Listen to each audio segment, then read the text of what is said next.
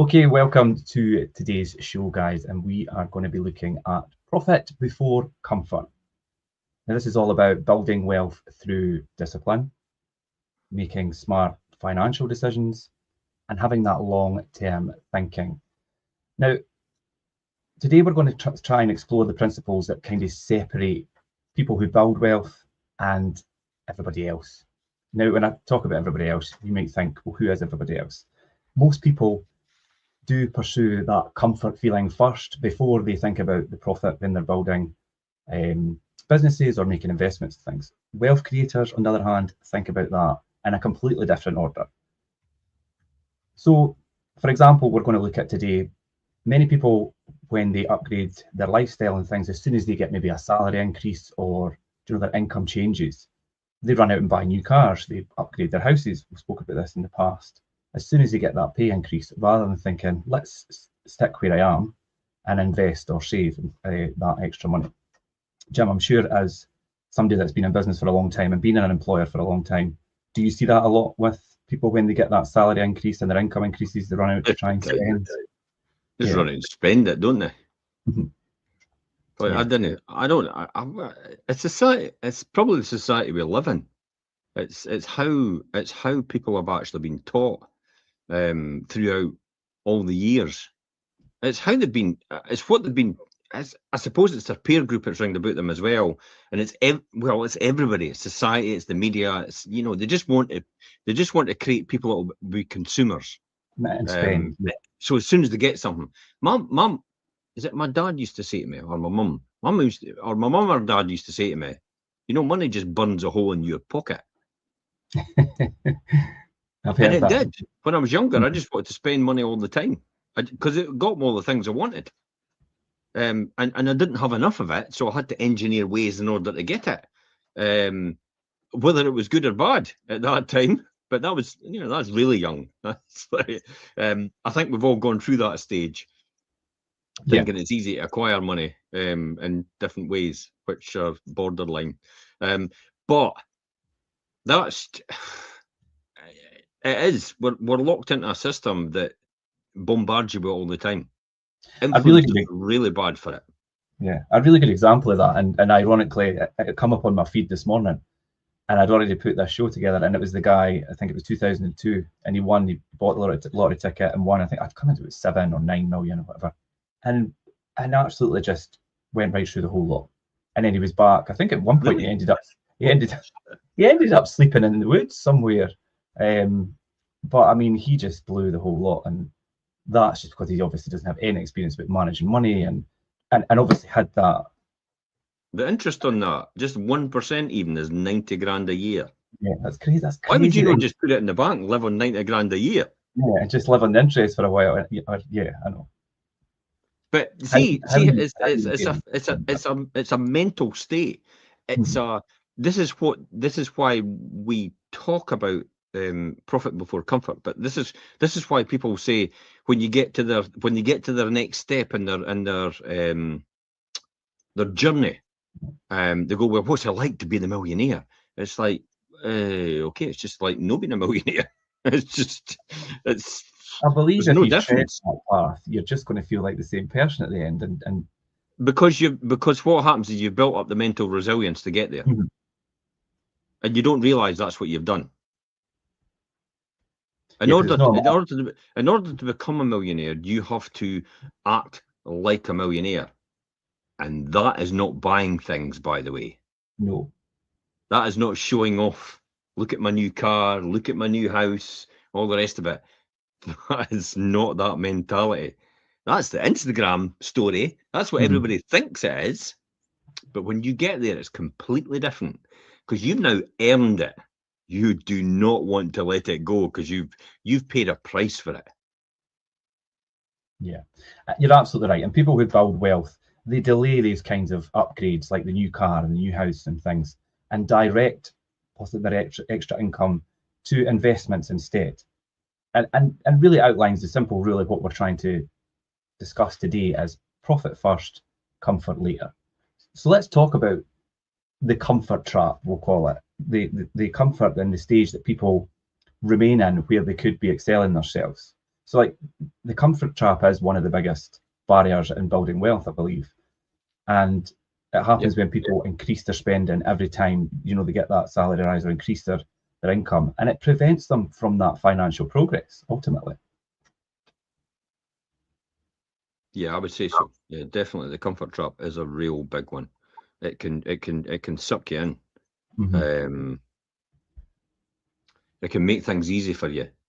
And as humans, we're not driven to be, water finds the easiest way is the expression really. There's definitely a concept there behind comfort. Once you get it, it's Maslow's hierarchy of needs. It's that, survival is the number one. Just survival, that's all you need. And then comes the next stage in Maslow, which is it goes right up to gratification. Let me look up. Yeah, that would be interesting actually. Let me look this up. Yeah, okay. So here we go. Maslow.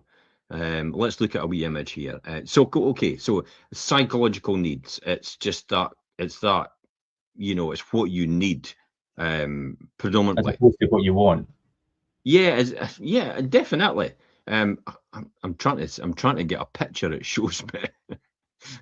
See the amount of people that have actually tried to reinvent this wheel and called it something else in Maslow's hierarchy of needs. Because for me, it was just a need of actually being for just survival. I mean, that's what I was taught: survival, and so it's a psychological thing, and then comes safety, and then comes love and belonging, and then becomes esteem. In other words, who are you? And then becomes self-actualization. Look at me. So, and what happens is if you lose the ability for safety, you drop right back to the bottom again, because esteem, self-actualization, love and belonging doesn't mean anything, because it is now just survival at this point. Yeah, back down to the bottom. Mm-hmm. Let me ask you, Jim, because it's somebody who's obviously built a lot of wealth. In the beginning, you obviously had the thought process like, I'm going to maintain this kind of stable lifestyle and let income grow. But people might look at that and think, boy, but you missed out on all this, through that time. But it's because you sacrifice that then that you have the lifestyle you have now. And everybody looks and says, well, I want the lifestyle you've got now, but you have to do that first in order to get that. Yeah. Okay. So in simple terms, this is do what builds wealth first. Yeah. Enjoy comfort later. Mm-hmm. Okay. So the core principle behind this is delayed gratification. Yes. And to me, the story I always remember is when my mentors used to tell me of the story of the father, a father who was into his darts, he was into his snooker, he was into his football, he was into his running, his cycling, and all the rest of it, and he was getting all these trophies and all these awards and everything like that. He was spending a fortune in terms of money, in terms of time, acquiring all this stuff, while his kids were growing up. So then when it came to university, and they said, Dad, I probably need a bit of help in terms of funding for university. And then Dad, well, I've not got any money. He'd spent it all on all these things that he wanted, never thought about anybody else, just about what he wanted. And he said, do you think it's easy for him just to take them along to the trophy cabinet and say, but look at my trophies? Look at what I achieved. It's like, it's not about you, it's about what I achieved. Yeah. It's like, and that haunted me. Honestly, that haunted me. And that's why delayed gratification became more important. Instead of asking, this is the key here, instead of asking what makes life easier right now, ask what decisions grows my income, assets, or opportunity the most. Yeah. Comfort's not rejected, remember. It's postponed until the profit is secured. Mm-hmm. So for me, that was what that was all about. That was the most important thing for me. And the thing that jumped out to me there that you said is that about the comfort thing, and people do take a lot of comfort in comfort, I suppose. But you're saying it's not that you're only delaying that comfort. You're not denying yourself of it. Well, I knew I was going to be, but then that's why I've kept my sort of fitness regime really good. And actually, I don't drink, I don't smoke, I don't touch caffeine. I'm plant-based, and I monitor my blood pressure, all my blood levels, and everything like that. Glucose, cortisone, cholesterol, everything gets monitored once every 6 months, to make sure I'm on point every single time. I mean, I did my blood pressure the other day. It was 95/60. And it's like, what? You're kidding me. 95/60. That is unbelievable. Yeah. I am 59 years old. Wow. Do you know, recently, due to certain things, I actually done my blood pressure and it's a lot higher than that. And normally most people end up being 140 over 100 or something like that. But that is unbelievable when you think about how far I've come. But then that's the delayed gratification. That is you will thank yourself for doing this. In 10 years, the person you'll be in 10 years' time will look back on the person you are now, and you in 10 years' time will thank God you did this. Thank God you paid that price for me to get there in 10 years' time where I wanted to be. Yeah, and time passes so fast. You'll be at that stage, and if you've not done that, and you're going to then have to pay the price of regret.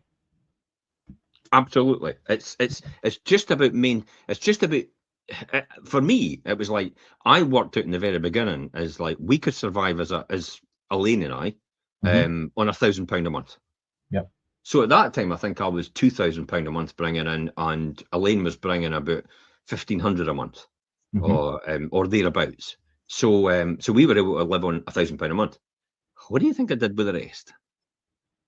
Invested it. Let it build up. Invested it heavily. And then when Elaine got the opportunity to have a three year, what was it? Three times a redundancy. Yeah. For a voluntary redundancy at Diageo. She jumped on it. Everybody was shocked at Diageo, by the way. It's like, oh my God, that's one of the best people we're losing. But it's like, well, we'll take it. We'll take it because I know what I could do with that money. How you could leverage that. Yeah, because I'd done it already, and I knew at that point £17,000 would buy me a 2-bedroom flat. And I thought, wait a minute, I could then get about 4 2-bedroom flats then at that price, because I could leverage that with the bank's money at 75% loan to value. Or that time it was 90% loan to value, which was great. So it gave you a real good opportunity, as long as you knew the numbers and understood it. So as long as you know how to work the numbers, At that time, I knew where I was going, and when you see the income, why was I needing to worry about the fact that we might not be able to afford the mortgages on the buy to let? Wait a minute, we've got double the amount coming in of what we've got, so this isn't going to be a problem for us. Yeah. Again, that was off the cuff risk analysis at that time, wasn't it? But it also brings us nicely onto the profit first thinking attitude, and it's one of the most powerful like mindsets and things with people who want to create wealth, is treating their profit as the first priority rather than the leftover. Like if you have your salary, like you just said, like you had both your combined salaries, you worked out this is what I could live on, so that the rest goes straight aside. And it's the same as any business. If you are trying to build wealth and running investments and things, any business will calculate profit first before expanding on their expenses, and individuals can apply that same approach, just like you demonstrated there. And that's definitely the way to shift your thinking, because a lot of people will have their income at the end of the month and they'll spend and sort it out, and then they'll think, right, this is what I've got left. But really, you should do it the other way around. Yeah, for me, when you think about it, this is how it appears in the real life. Entrepreneurs, they work longer hours early in the business, so they start earlier and they finish at normal time, so they've got a reasonable life at home. They reinvest their profits instead of upgrading their lifestyle, and they take calculated risks. Investors, they buy assets instead of spending money on consumption. and they accept temporary sacrifice to build wealth overall. Property investors especially, they reinvest rental profits into more properties and upgrade their existing stock, depending on what is needed. So they keep money aside for that. They delay lifestyle upgrades as well to scale portfolio. Every time I thought to myself, we could buy a new car. And then I thought, oh, I could buy a new house. Yeah. And the new houses would pay for, you know what I mean? We could buy a new car, like 17 grand at that time. Again, round about 17, 15, 10 to 17 grand for a new car. We had the money to buy it. But I would always think, wait a minute, that could leverage me to get borrowing of 60 grand, 70 grand against it. So 10 and 70 is 80. I could get another 4 properties. Another 4 properties would generate maybe 200 a month each. So that would be 800 a month. Oh, I could go and hire a car then with that money. So I would have 8 properties appreciating over 20 years, doubling in value, and I would have income coming in to look after the property. Now, this is after the profit, after every month. It's different now. It's a lot more now. But at that time, that was a lot of money. So then I could put that in and I could rent a car. And every single time I got to that stage, I would go there. I would then go, yeah, we could get a new car. Oh, I could get more property again. Oh, I could go on holiday. It's like, but if I went on holiday, everybody else is paying like £3,000 for a holiday. It's like, what could I get for £3,000? Oh, I could buy another property. It's like that's effectively what it was, and the property will pay for us later on, and that's how it works. Sacrifice. The mindset is definitely common among people building businesses, property portfolios, and investment wealth, I would say. Yeah. And when you think about people with their income coming through and things, would you recommend people automatically have a percentage that is allocated straight to investing? Yep. Deducted, definitely. Straight to investment. Don't even think about it. Put it in. If you've got a pension, that's why do you think the government's made it mandatory to deduct it from your salary? You've got to opt out, which I have because I've got one pension anyway. But you've got to opt out, so it's an opt out. So it's everybody's opted in, and you have to opt out. And that opt in, all opt in is more successful. Hence the reason why they did the organ donor thing and everything like that. Some of the countries have got the opt in immediately. You're opted in, and you could opt out.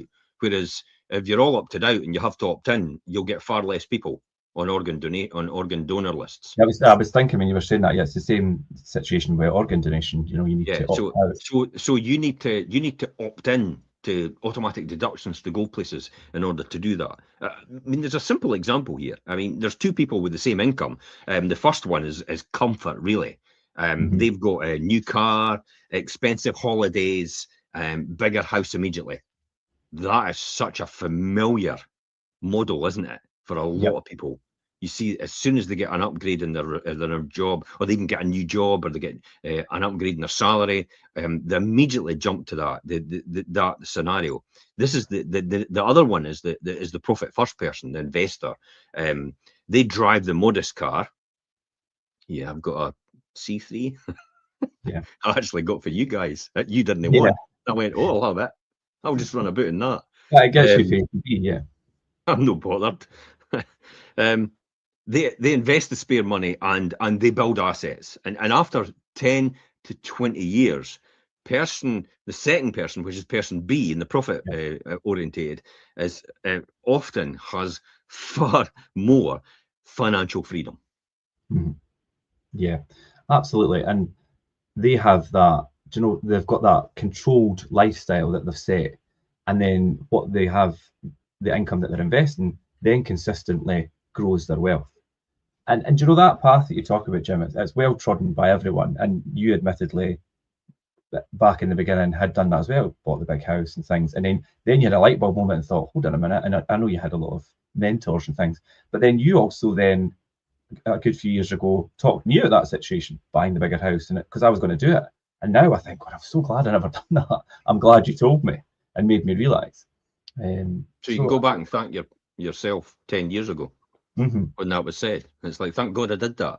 That's effectively you thanking yourself. Yeah. Well, it's It makes absolute sense to me. It's like, don't buy into this world that we're in of opulence, you know, like instant gratification. Bing! Microwave society we live in. It's just like ping, ping. We want it now. We want it now. When do you want? We want it now. We've not got any money for it. Oh, we can borrow. We can get credit. Oh, we can release it from our house in equity. That sounds familiar.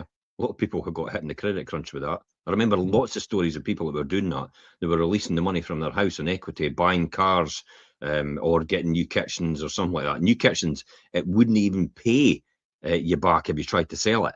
It's like, it wasn't worth it. The kitchen was maybe 15 grand, but really, in essence, it only added about 5,000 or 6,000 to the capital value of the property. Because all the kitchen companies knew what they were doing at that time, and credit was just freely available for everybody. And it's amazing how people have that thought process and think certain improvements to things to their house are going to correlate directly to the increase in their value, the value of their property. But talking about equity release, just quickly, people that are sitting on a lot of equity in their property, if they release that and then use it for reinvesting and do it smartly, it's a really good way to leverage yourself. Doing that to buy cars. Well, I've still got that. I've got 120 grand mortgage, interest only, which I'm no letting go of. It's interest only on our own house, and it makes absolute sense because it's something like 4%. I could make a hell of a lot more money on that money using that. So when you think about it, 120 grand, and you just leverage, you work out the leverage on that divided by 0.25, gives you 480,000 in lending. Yeah, at 75% loan to value. Now you're maybe not going to get all that at 480,000 in terms of what you could buy. You might do 400,000, but 400,000 is going to get you anything from 4 to 5 properties. That's no bad. Now every property maybe makes maybe about a couple of grand a year, possibly. So 4 to 5 properties, couple of grand a year in profit. Therefore, you've got anything between £8,000 and £10,000. When was the last time you got an increase in your salary at £8,000 or £10,000 in the year? No, I think there'd be very few people that could say that. I know, and that's what people do not realise. And it builds wealth, but it also builds income. Yeah. Let's look at the income and versus wealth and the comparison, because a lot of people do believe, do you know, I'm a high income earner, so I'm wealthy. But in reality, that's not really true. It's quite different. Wealth is determined by what you keep and grow, not by what you're earning. Yeah, if that makes sense. That makes absolute sense. It's actually wealth. Wealth is assets that you've built. Yep.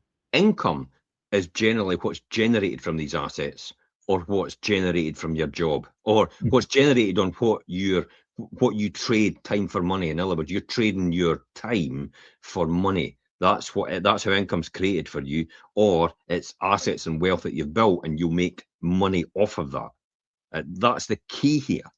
And you could do both. I'm a big fan of that. Your job, which is works for your day-to-day living. So make the most of it, because the reality is, if you do this right, remember your job's only temporary. You're not going to be in it for the rest of your life. So every single day you go to work, you think at one point in time, I'm just going to be able to walk away for this. I'm going to be financially free. The only thing it differs when you say that to yourself and the way you react or the way you feel about that statement is how much belief you've got in yourself. Because it's a mathematical formula.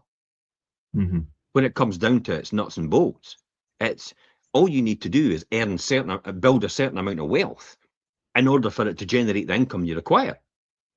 So you work out the income you require to be financially free, and then you work out the percentage that you would get in return, and then you divide the income by the percentage in return, and it grosses up to the amount of wealth you need. Yeah, so you could forecast that, basically. Aye, it's a mathematical formula. And then you have to work out what I need to do that. What tasks, what a job, what assets do I need to build in order to get that? What assets do I need to invest in to get that? It's not crypto, by the way. No, and it's not always down to people think for investing in things you need to have this big income and salary to begin. Do you know, but a lot of the higher earner people, like you see, who have this lavish lifestyle and spend a lot of money, generally just live paycheck to paycheck. And somebody possibly on a lot of lower salary who consistently invests, they're gradually building that financial security for the future, which the person, the higher earner, possibly won't have. I'll be honest, a lot of the higher earners are actually too much month at the end of the money. Yeah. Because what they're doing is they're living on their credit cards. You'd be surprised. You'd be surprised how many have actually got credit card debt. Outliving it with. Yeah, even though, and irrespective if they get a salary rise, they don't actually look to pay off their credit card debt because it becomes a norm to them. It's just another thing that they do. Look at the governments. Look at what they do. It's like they just borrow, and it's like, do you realise you're paying back like 100 billion a year in interest? It's like, does that not worry you? What could you do with that money on using it elsewhere? That was what I mean. They don't think like that. They think, oh well, somebody else built that up. It's another party's fault because that's what they did, and we've inherited that. See, that's a familiar story, isn't it? And that seems to come up all the time now. It's like, oh, it was all your fault because of you never spent enough on the defence budget. Hence the reason we're in this trouble. All these different things, and it's like we always want to blame someone else for our failings. I'll say that again. We always want to blame someone else for our feelings. Yeah. Because it is your feelings. You are where you are, but because of the decisions you've taken in life, or someone else is taking for you. Yeah. A boss, a bank manager, a credit card company. Yeah. I could think of a few examples now where, in my own position, and lots of people have the same, where you inherit a situation that's really difficult. And, in the past, sometimes thought, well, this was passed on to me, it's their fault, rather than thinking, right, I've got this situation, how do I resolve this? And that's really the attitude you should have. It's the blame game. It's like we'll all blame someone else for how shitty our life is. Yeah. It's like, well, you've got an opportunity to change it. So what are you doing? Sitting around watching the telly. Yeah. Playing on your phone. Because if you're watching this, you are just right now, aren't you? That's the new telly. Caught you playing on your phone, because that's what you're doing right now if you're watching this. But that's where we are. That's where society is. We've got this complete psychological disconnect in our mind between the relationship of that.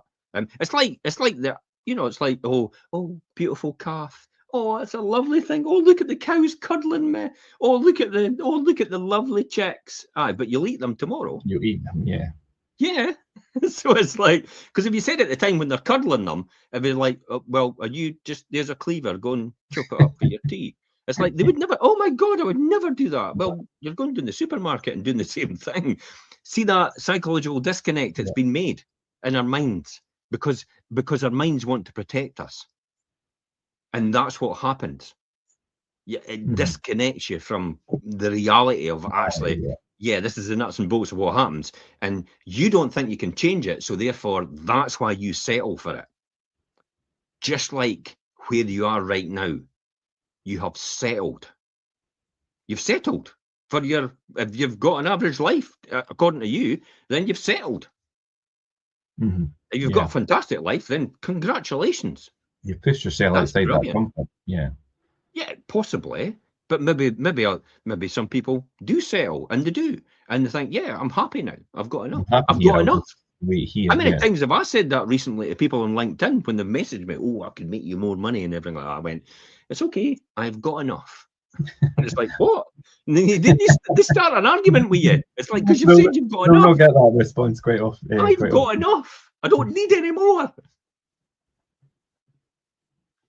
Yeah. But when it comes to the income thing as well, I think the difference is not people's income level as well, just to go back to what we're talking about, income and versus wealth. It's about people's financial discipline and their asset ownership as opposed to what they have coming in as an income and the things that they have. There's a big difference in that. Yeah, I would say definitely. And this is where we come to things like delayed gratification, why it's so important, and all these different things. I mean, delayed gratification is a real common trait among wealthy people. And I mean, people that have built assets, have built investors and entrepreneurs. Definitely, it's definitely a typical trait, I would say. Yes. And for them, it'll become quite a common thing once they've got themselves disciplined to delay things, is to just commonly sacrifice things in the short term in exchange for that long-term reward. They do. I think for delayed gratification, you really need somebody that's tread that path before you to really make you see this is where you can actually be, because it's maybe so hard for you to see where you can actually be for sacrificing now. But if you see somebody that's really successful and they're telling you, well, this is what I've done, this is what you need to do, then it's like maybe the light bulb, like, okay, right, I do need to be doing this, rather than trying to think of it. The difficulty is, Richard, we are not hardwired for delayed gratification. We are not hardwired for delayed gratification. Look at the marshmallow test. So the marshmallow test for delayed gratification is to put a marshmallow in front of a whole load of children, right? A marshmallow each in front of about 30 school children in a room. And they said, you can eat that marshmallow. No, they went over, oh, what do you feel about that, man? Oh, will it be tasty and all the rest of it? And they put them through all these different things, feelings that they would have about this marshmallow when they ate it. Yeah, you can eat it now if you want. But I tell you what, if you wait half an hour, there'll be 10 marshmallows waiting for you when you come back. Right, okay. Do you know how many children waited half an hour? Probably very few. None. None. Right, okay. None. Because we're not hardwired for it. It's a trait that has to be learned. It has to be understood. Because we're hardwired for instant gratification. That's why so many marketing companies and advertising companies know what buttons to push in us, because they know we're going to be tempted, because we're hardwired for it. It's like when you taste sugar.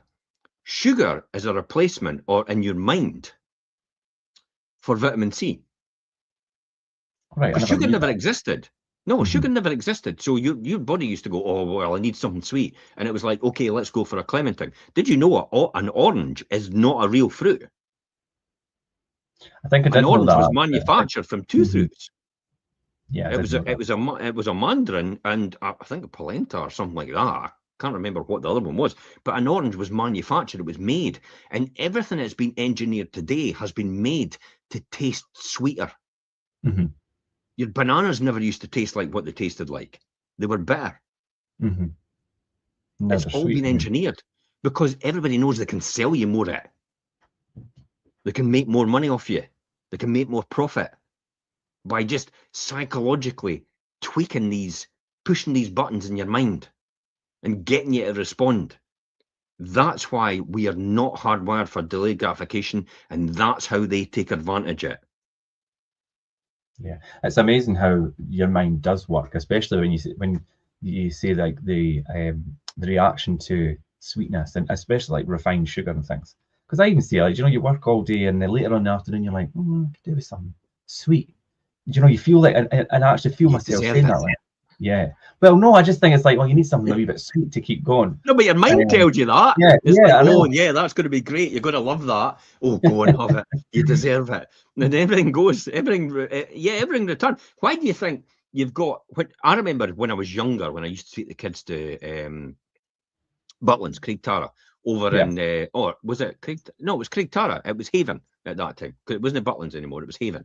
So I used to take them over to Haven, and on the walls it used to say every time, have another drink. In other words, go, and it said, go and get a double. You deserve it.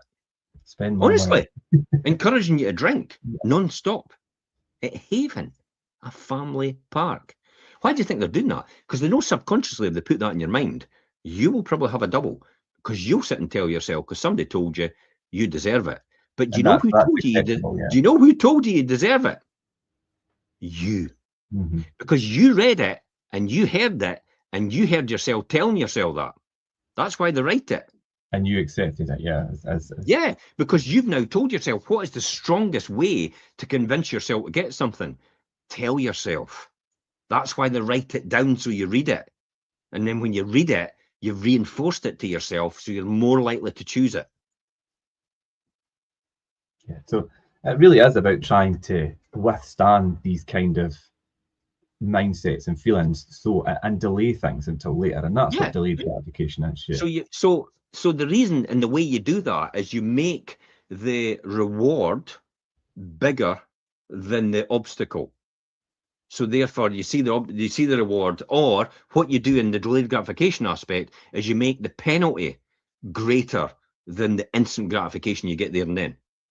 So in other words, if you've got a weight problem, right, and you're trying to lose weight, Tony Robbins used to say, next time you're about to have a sweet and you know you shouldn't be having it, jump up in the restaurant from your table, point at your dish and go, "Pig!"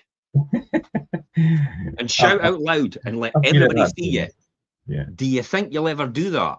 Do you think you'll ever have another sweet if you do that? If you convince yourself that's what you've got to do, you will not eat another sweet. So see how the downside is far greater than the upside of actually having it. So that's how you do it. So just as how you pull yourself towards your dream or push yourself towards your dream. So it's one or the other. It's either a negative or a positive, but they both work in the same way to get you to the goal you want. That is such a good one. And I think when we were at Tony Robbins, I think he made us all jump up and do that in the hall. Yeah. And I was quite young. Honestly, when I was putting on a few pounds, a few pounds, maybe about 10 years back, it's like I actually used to think that every single time. I think if I'm going to have this sweet, I'm going to jump up in this restaurant and I'm going to shout "pig" and point at my plate. And did I have a sweet? No, because I was determined. Yeah, and it definitely does shift your mindset if you put it like that. And then what is the delayed gratification out of that? I'm losing weight. Yeah. I'm feeling healthier. I'm feeling fitter. I've got more energy. And you'll feel so thankful for that decision later on. You feel far more confident and more relaxed. I mean, the people that have lost weight and actually gone, I just feel so confident in myself now. Should have done this a long time ago, yeah. Yeah, I should have done this a long time ago. It's like, okay, go back 10 years and give yourself a biff in the chops then. and just tell yourself off for no doing it then. Because effectively that's what it is. So delayed gratification is this thing about, it's like what you said about instead of buying the expensive items immediately, invest first, allow these investments to grow. Yep. And instead of these luxury purchases, you don't need that Gucci handbag, by the way. You don't need that Prada, whatever it is. You don't need these Jimmy Choo shoes. I know people will say, "Oh no, I do need them." It's like, but you don't. You can invest that money. Look at the iPhone. If you'd invested in Apple the amount that you paid for every iPhone when you bought it, you'd be loaded by now. Yeah. So you became a consumer rather than an investor with the same money. Mm-hmm. Which one would have been prosperous now? The investor. Investment, yeah. You would have been minted. So it is a great example. Yeah, you're absolutely right about how investments that they could really generate more value over time rather than these original purchases ever would. And the iPhone thing's a really good example of that. So then we talk about investing and keeping or using initially that percentage amount to invest straight away for your income. But people might think, well, what can I do to actually build income? And they talk about building income engines, and property investment's one as well. Because true financial freedom comes from income systems that work consistently. And these kind of systems are the ones that are going to help you build growth. And we call it their income engines, essentially. So yeah, property investment, of course, is one. I think, yeah, income. Now, I'll tell you a fact here. When it comes to investing in stock markets or looking for opportunities, 96% of fund managers in the world, long term, do not beat the indexes. 96%. Which I think a lot of people would find very interesting if you understand this thing. Yeah. The day-to-day traders, the one that go, I'll take your money and I'll be able to trade and I'll be able to make you a lot of money. These fund managers, I mean, the big ones like Ray Dalio and blah blah blah, they outperform them no bother, and Buffett outperforms no bother as well. But they're few and far between. They're the 4% that do it. The 96% of them, the ones that are active managers, rather than actually a passive investment, which is an index fund, 96% of them don't outperform an index. So you're wasting your money probably investing with an active manager. And if a lot of people actually knew that, standard investment fund. Yeah, and if people actually knew that, they would probably think twice about using these kind of and investing in that way. Yeah, this is why I don't jump ship with property. I mean, property is one strategy of what I do, and I do have several income streams. I'm not going to use the M word because that's too furu-ish, fake guru-ish, the way that's said. But when you think about the logic of that, it's like I don't change. It's like I know core on residential investment property, buy, refurb, let, buy, refurb, let, buy, refurb, let, buy, refurb, let, buy, refurb, let, buy, refurb, let. That's all I do, and then just keep turning it all the time, and it's pretty boring. But I tell you what, it's almost an inactive fund. In other words, you guys do all the work, and all I do is think about what do I want to buy next. Yeah. In terms of what I should buy next, and then I hand it over, and then you go, oh, okay, it needs the ICR, and this needs done, and that needs done, and this needs done, that needs done. That's what it's going to cost. It's like, great, I put the budget aside for that, get it done then. And at the same time, you're looking for a rent or for a tenant to get it, and then lo and behold, tenant moves in the day it's all done. But hey, I mean, investments work like that. Yeah, I know. Guaranteed almost. And it goes up in value and produces income. Yeah. And that's been your core focus, to establish the portfolio like that. And although you do have other investment vehicles, we'll call it, but they only contribute to this core property investment vehicle that you've spent a lot of time to operate now practically without, I mean, your bare minimum influence, Jim. I mean, obviously you oversee things to a certain extent, but the day-to-day work is all done without your input. Yeah. I mean, I still keep an active eye on it. I mean, I'm doing loads and loads of blogs and vlogs now in terms of, on a Sunday morning at 10 o'clock, there's a pitch for live broadcasters on the rental market, on the investment market, and where I see it just now and where I see things going. And that keeps me understanding where that market is, plus the fact I keep abreast of a lot of the legislation. Even though I'm not meant to, or it doesn't really matter, I wouldn't really care. It's just a passion. I've turned a passion into. I've managed to monetize a passion. Put it that way. I love doing what I do. I love helping out with people that are maybe struggling a bit, but I also love contributing and investing in local communities through the funds that I make or the income I make from these investments that I do. And that's what keeps me involved in this, and that's what keeps me going.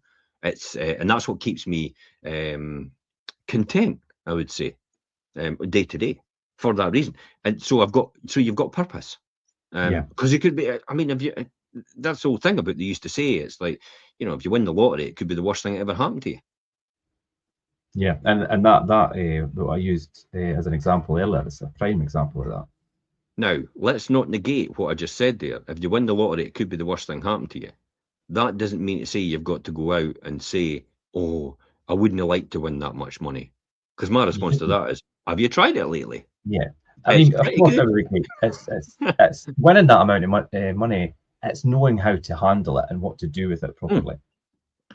It's understanding the fact that you could maybe splurge on a small amount. I mean, you win 9 million like that guy did. It's like, well, okay, I could take 1 million, buy a really nice house, buy a really nice car, and I'll go on a really nice luxury holiday. But then I tell you what I'll do, the 8 million, I'll put in a fund, and then I'll just live off the income for the rest of my days, because that'll give me at least probably maybe 100 grand a year. To be able to, because the thing is, you might say you go and buy a big house with £1 million and you buy it. How are you going to upkeep that if you've not going got an ongoing money? Because I mean, upkeep my house at that level is going to cost a lot of money. I mean, with 8 million in the lottery, 100 grand a year income, literally is 1.25% return. You could get that in a bank if you wanted. Your bank. And people would go, but inflation will erode that. At what point are you going to run out 8 million? Like, who cares about inflation? You're in a different realm there. You're at 8 million. You're probably just you and your wife, or maybe even just yourself, or maybe your family or something like that. But you're not going to run out 8 million, and you're not going to run out of, spending or the income of the 8 million, which could be 5%. So if you lived in the 100, you'd be able to invest the rest. So the 8 million times 0.05 is 400,000 a year. You live on 100,000, you reinvest the 300,000, and it's still going up then. And then you make sure it's in a trust, and it passes on to your kids, and it's like happy days for the rest of your life and for your kids' life and all the rest of it. They never need to worry about that. They never need to have that financial worry like everybody else has had. And you could say to yourself and argue to yourself, oh, but they've got to go through the hard times like you did. Bullshit. Why would they need to? Yeah. I mean, why would they? That's quite I think that approach and that thought process. I mean, people nowadays, you hear quite a lot of stories. The money has had such an impact. Money worries had such an impact on people that they've taken their own lives and really serious things where you could alleviate that. Why wouldn't you? It's the biggest reason for divorce. Yep. Money troubles and money arguments. Yeah. Lack of it, especially. Yeah, definitely. But yeah, building these income engines and like you used as an example there, Jim, like a business could generate revenue even when an owner is not actively working every hour every day, like yourself, prime example. And an investment such as property or dividend stocks or things could really create that recurring income stream. So it's really important to think about that, and these kind of things will bring you that financial stability. Yeah. And it doesn't rely on, just a single salary income. And that's really what you want to do. Exactly. So this is why I have a pension. This is why I have the property investment. So I've got investment income. And this is why I work day to day and do what I do. And so I've got businesses as well. So I've got 3 different revenues and streams. But I've got a wealth and assets as well as my house. Yeah. And my house in Spain as well. So it's like, okay, if I need to liquidize any of this, okay, I could do fire sales and just get rid of it. And it's like what I say, it's like if you're at a certain level, it's like I don't think you'll ever run out of money if you're living day to day on 50 to 100 grand a year. I mean, some people would like that be a dream for them. You go on some shows, on some of the competition shows, and go, and what will 5,000 do for you? Oh my God, that'll change my life. And it's like, oh my God, really? I feel like phoning them up and saying, I'll give you the money now. It's like just to have you change your life. Change their life, yeah. Honestly, levels, yeah.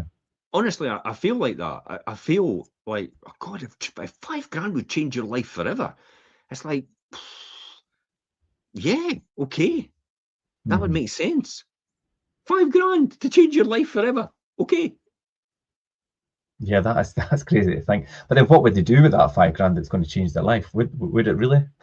Standards just move up, they spend it, and then the reality is they're back to where they were with their, guess what? Their old habits. Yeah. So then that really brings us back to reinvesting profit. And if you have, additional income coming on your salary, or if you've already got maybe a property investment set up and you now have built up some a pot, what do you do with that? And it's really about reinvesting it and knowing how to do that properly so that it continues to compound. It's the compounding effect. It's the and I'll say it, Oracle of Omaha, Warren Buffett, compounding effect. It is the 8th wonder of the world.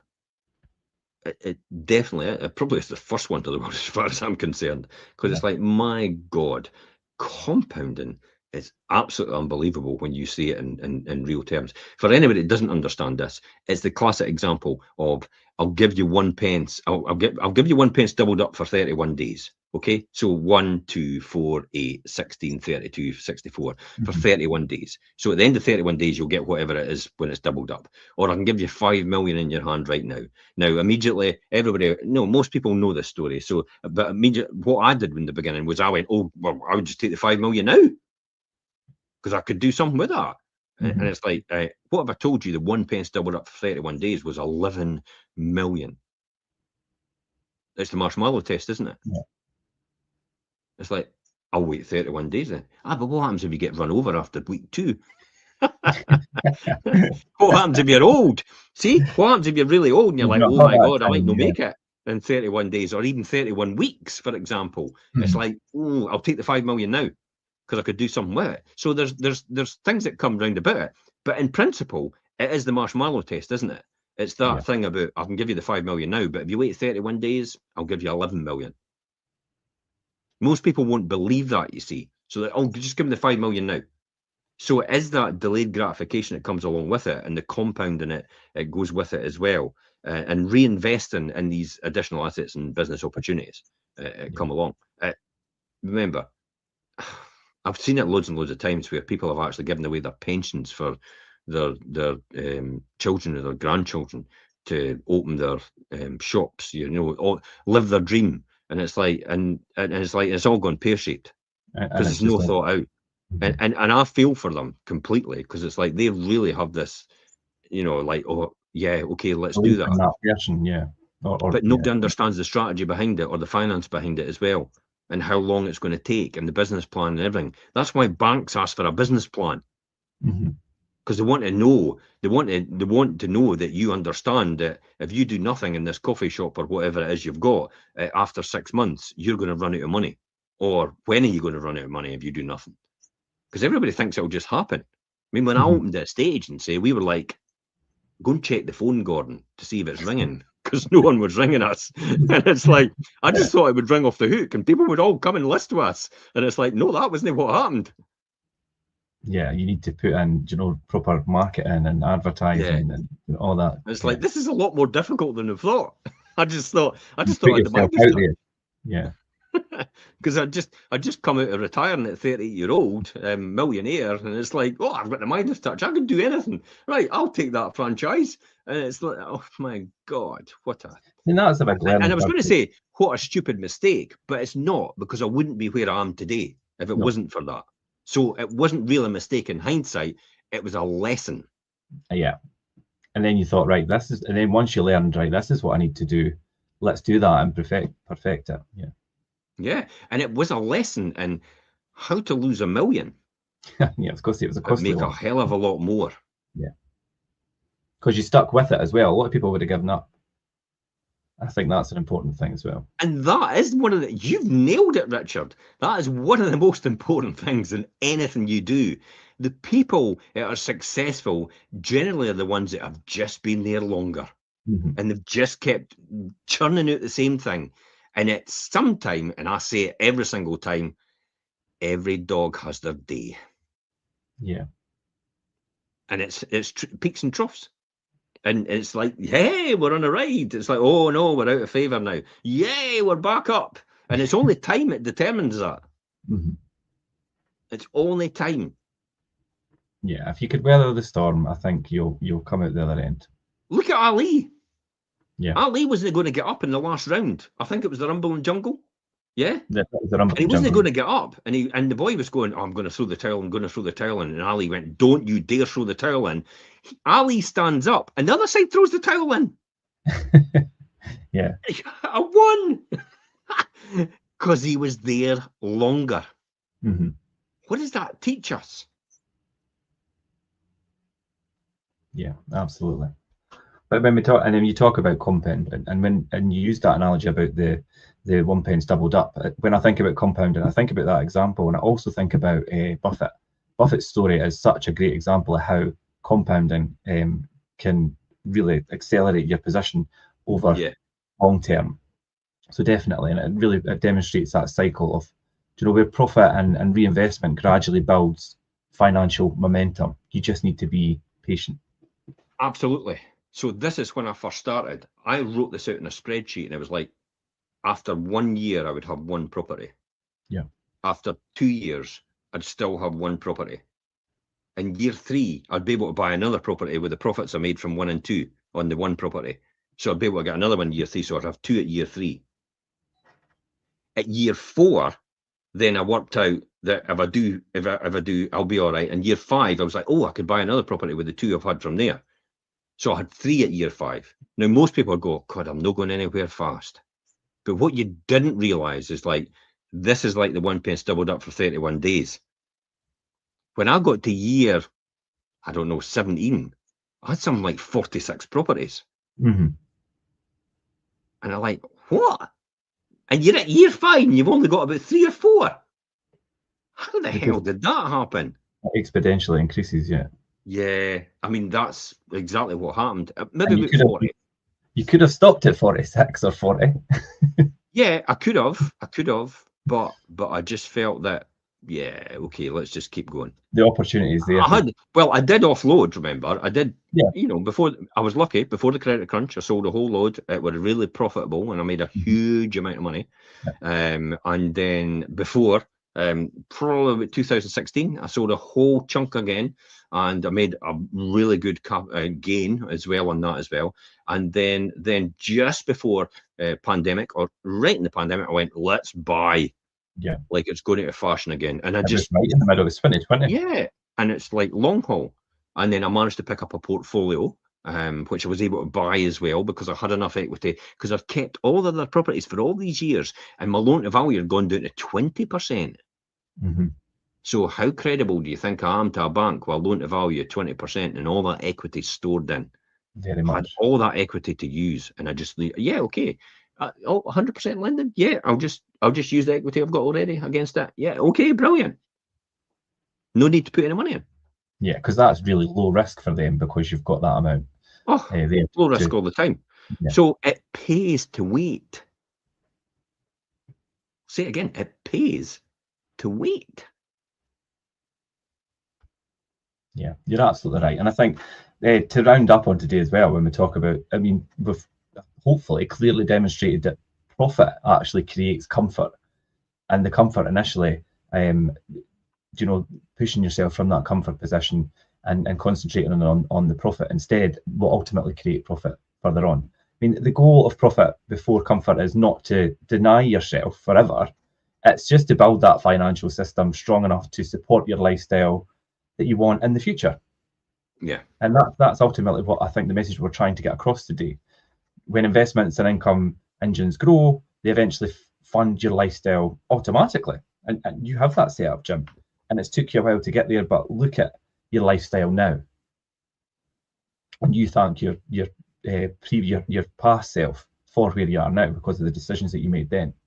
Yeah, definitely. What I would say is live like no one else now, so later you can live like no one else. Yeah. See, that's a fair do statement. The things today that others will not, to achieve the things tomorrow that others cannot. Now, there's a risk of misusing this, remember. Taking too far, it can lead to burnout, neglect health relationships, never enjoying rewards. Listen, I've been through all that, I tell you. But the best interpretation is profit before comfort, early in the journey, balance later. Pay the price now or pay it later. At some point, you will pay the price. And I tell you what, the price later will be a hell of a lot bigger. Yeah, you're absolutely right. And I think that's a good note to round up on today. So hopefully that's been quite, what we say, prolific to people that are listening and trying to build wealth, because it is quite a difficult thing to take away your feeling of, I want this now rather than have it later. And the best way to do that is to learn from other people's experience and knowledge. And that's what we're trying to get across today. So thank you for listening, everybody. We will be back next week, as usual, with the Wealth Creation Show. Thanks, Jim, for all your insights, obviously, and sharing your experiences, because they relate quite well to our topic today. And we'll leave it there. Thanks for that. Bye for now. See you later. Bye.